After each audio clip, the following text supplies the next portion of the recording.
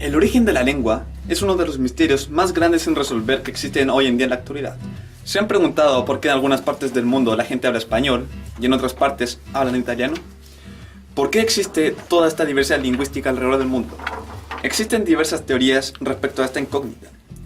En este video les mostraremos una de estas teorías, la monogenética o también llamada monogénesis.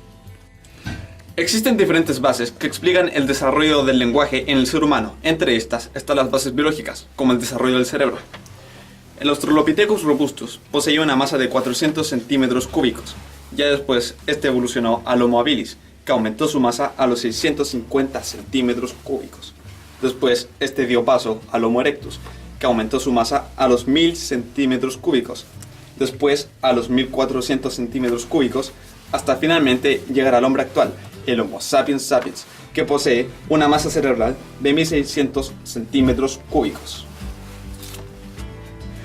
El aumento del cerebro humano obligó a una reconstrucción de la estructura del cráneo.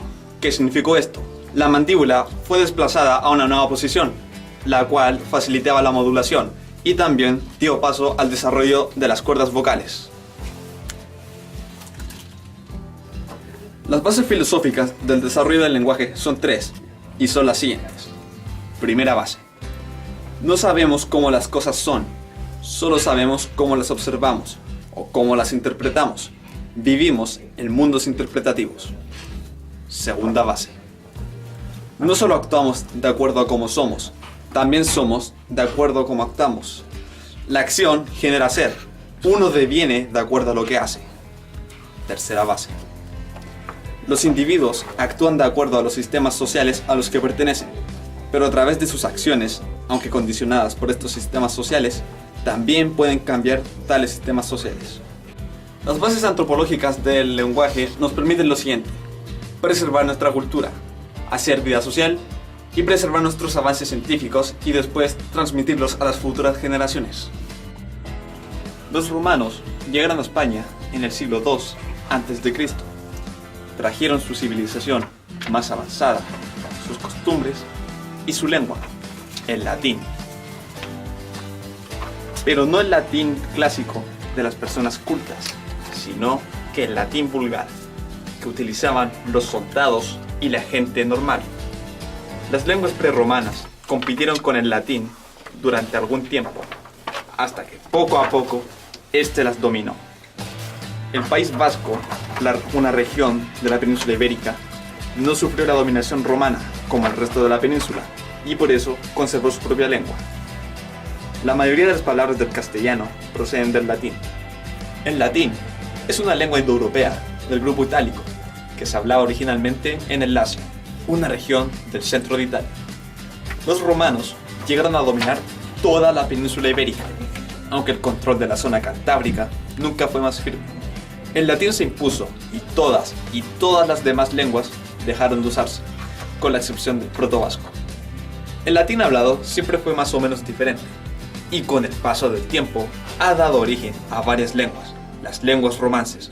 Sin embargo, hasta la Edad Media solo se escribió la lengua clásica, o al menos eso se pretendía. Las lenguas romances. Se llama así a las lenguas que se han convertido en latín a través de los siglos. Además de las que se listan más abajo, son también lenguas romances el sardo, el romanche y el rumano. Las lenguas romances de Hispania, excepto el mozárabe, nacen en el norte de la península y avanzan hacia el sur a medida que los reinos cristianos van ocupando las tierras controladas por los musulmanes. A partir de los siglos 9 y 10 empiezan a aparecer palabras romances en los textos en latín. Gallego-portugués. El gallego-portugués es la lengua de la poesía lírica más antigua de la península. Se empleó también fuera de su territorio. Navarro-aragonés. Los textos más antiguos en cualquiera de los romances de la península son aragoneses. El catalán. Durante la Edad Media, el catalán se extiende a Valencia y Baleares. En Murcia retrocede frente al castellano. Mozárabe. El mozárabe son versos en lengua romances que aparecen insertados en poesías escritas en árabe o hebreo. El aranés. El aranés es un dialecto del gascón, a su vez, un dialecto del provenzal u occitano, la lengua romance del sur de Francia. El aranés es la tercera lengua oficial del Valle de Arán. El ladino es la lengua castellana de los judíos expulsados. Algunos de sus descendientes siguen hablando. El papiamiento. El papiamiento es la lengua criolla de Curacao, en las Antillas holandesas.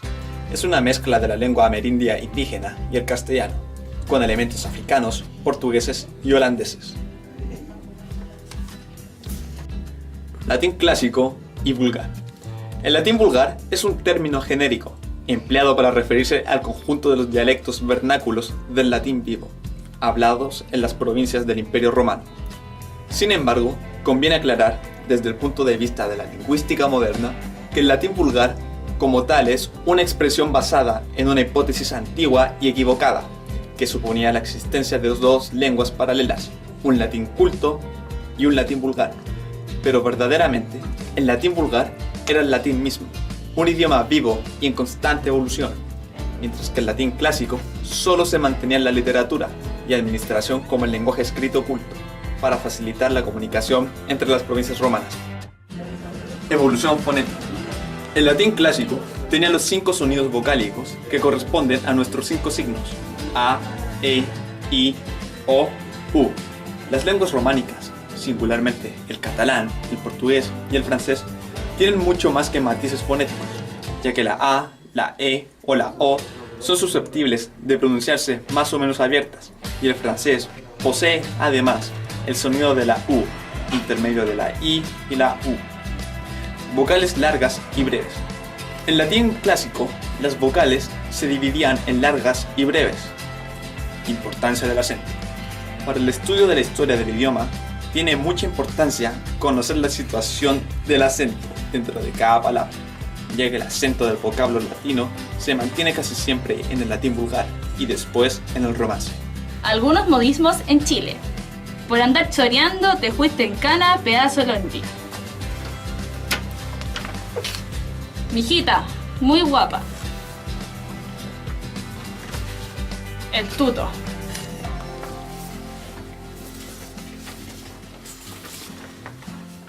Bajo mi opinión, creo que eres una mujer dichosa de una belleza envidiable.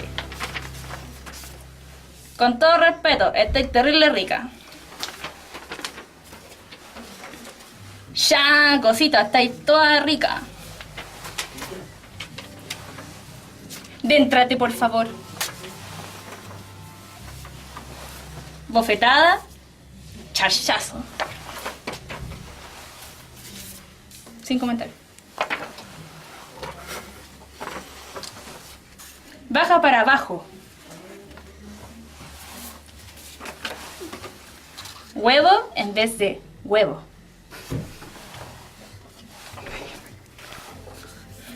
Ya hace hambre.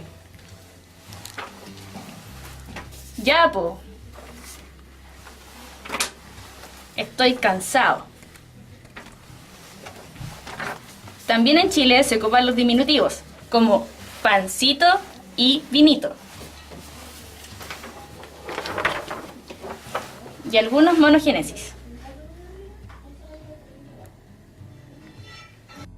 Las lenguas son sistemas de comunicación vivos, sujetos permanentemente a procesos de cambio, adaptación y estabilización.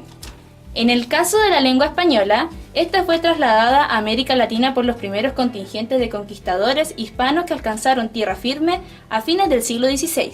Los españoles traían consigo una lengua maquinada desde el Imperio Romano. La pronunciación característica del dialecto chileno se da por herencia andaluz.